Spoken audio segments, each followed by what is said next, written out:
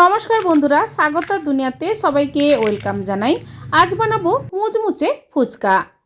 অনেক সময় ফুচকা বানাতে গিয়ে ঠিকঠাক ফুচকা তৈরি হয় না, তবে আজ আমি যে ফুচকা বানাবো সঠিক মাপসহ পারফেক্ট ফুচকা কিভাবে বানানো যায়, আজ এই রেসিপি আপনাদের করে দেখাবো।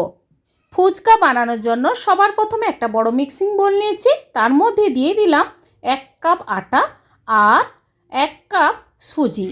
সম পরিমাণ আটা আর সুজি দিয়ে দিলাম। এবার আটা আর সুজি চামচের সাহায্যে ভালোভাবে মিশিয়ে নেব। তারপর অল্প অল্প করে জল দিয়ে ভালোভাবে মাখিয়ে নেব। নরম করে মাখাবেন না, শক্ত করে মাখিয়ে নেবেন, তাহলে ফুচকাটা কিন্তু মুচমুচে হবে। মাখিয়ে নেওয়ার পর ঢাকা দিয়ে 10 মিনিট রেখে দিয়েছিলাম। 10 মিনিট পর আবার আমি কিছুক্ষণ ঠেসে নেব। যত বেশিক্ষণ টাইম দিয়ে ঠেসে নেবেন তত ফুচকা কিন্তু মুচমুচে হবে।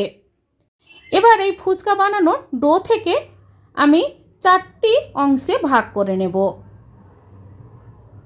এবার এই ছোট ছোট লেচিগুলো নিয়ে এভাবে লম্বা শেপ করে নেব।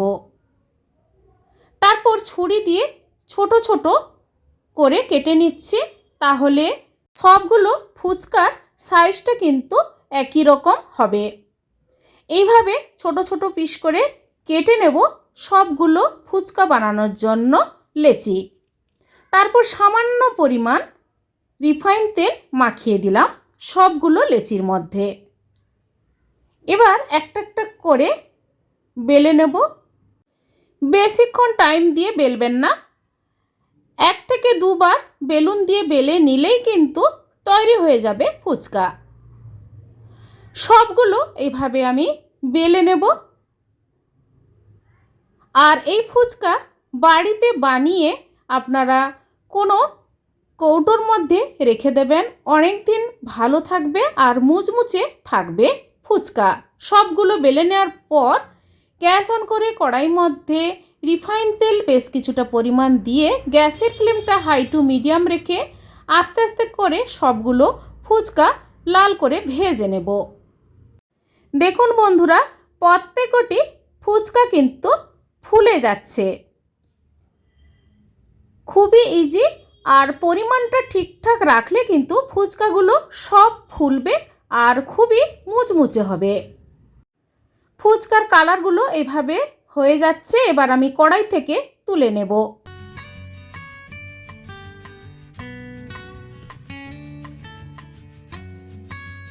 বন্ধুরা, ফুচকাগুলো ভাজার সময় যদি 2-1টা না ফোলে তাহলেও কোনো চিন্তার কারণ নেই। দেখুন বন্ধুরা, সবগুলো ভেজে ফুচকা তুলে নিয়েছি থালার মধ্যে। এবার ভাজা মশলা তৈরি করে নিচ্ছি। কড়াইয়ের মধ্যে ধনে, গোটা জিরে, মৌরি আর 3 থেকে 4টে শুকনো লঙ্কা। গ্যাসের ফ্লেমটা লো রেখে মশলাগুলো ভেজে নিয়ে প্লেটের মধ্যে কিছুক্ষণ ঠান্ডা করে মিক্সি জারে গুঁড়ো করে রাখবো মশলা। এটা কিন্তু ফুচকার মশলা আমি তৈরি করে নিলাম। এবার ফুচকা খাওয়ার জন্য যে জলটা তৈরি করব তার জন্য নিয়েছি 1 টিস্পুন তেঁতুল, ধনে পাতা আর কাঁচা লঙ্কা। মিক্সি জারে দিয়ে দিলাম ধনে পাতা আর 3টে কাঁচা লঙ্কা, ঝালটা আপনারা যে যেমন পছন্দ করেন দেবেন। আর তেঁতুল দিয়ে সামান্য পরিমাণ জল দিয়ে পেস্ট করে নেব। পেস্টটা এইভাবে করে নিলাম। এবার ছাঁকনি দিয়ে ছেঁকে নেব। এভাবে ছেঁকে নিলে তেঁতুলের শাঁসগুলো বের করে ফেলে দিতে সুবিধে হবে। তারপর জল আমি মিশিয়ে দেব। প্রায় 2 বাটির মতো জল মিশিয়ে যে ভাজা মশলা তৈরি করেছিলাম ওই ভাজা মশলা 2 টেবিল স্পুন দিয়ে দিলাম। আর ধনে পাতা দিয়ে দেব, আর গন্ধরাজ লেবু দিয়ে দিলাম, আর দেব পরিমাণ মতো লবণ। এবার ভালোভাবে মিশিয়ে ফুচকা খাওয়ার জন্য যে ফুচকার জলটা তৈরি করে নিলাম। এবার আমি আলু মাখিয়ে নেব। 2টো বড় সাইজের আলু প্রেসার কুকারে 2টো সিটি দিয়ে সেদ্ধ করে খোসা ছাড়িয়ে নিয়েছি। সেদ্ধ আলুগুলো প্রথমে হাতের সাহায্যে এভাবে আমি ম্যাশ করে নিলাম। তারপর আমি দিয়ে দেব কিছু মটর, আগের থেকে জলে ভিজিয়ে রেখেছিলাম, তারপর সেদ্ধ করে নিয়েছি মটর। আর কিছু ধনে পাতা কোচানো, কাঁচা লঙ্কা কোচানো,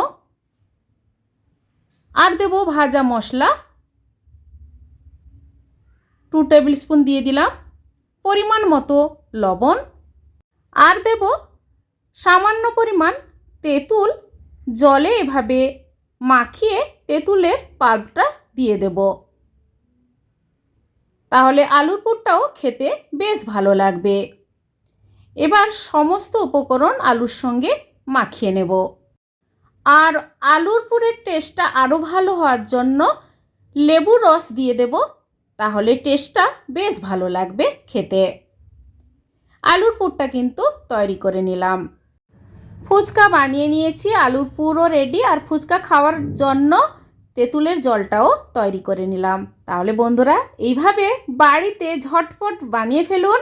আর আজকের এই ফুচকা রেসিপি আপনাদের কেমন লেগেছে কমেন্ট করে অবশ্যই জানাবেন, লাইক করবেন, আর আমার চ্যানেলটি বন্ধুরা সাবস্ক্রাইব করে নেবেন।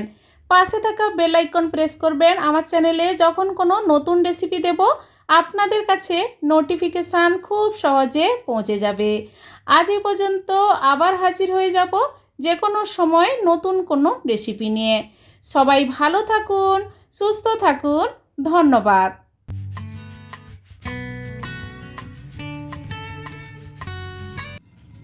দারুণ হয়েছে বন্ধুরা, বাড়িতে বানান, খুব ভালো হয়েছে ফুচকা।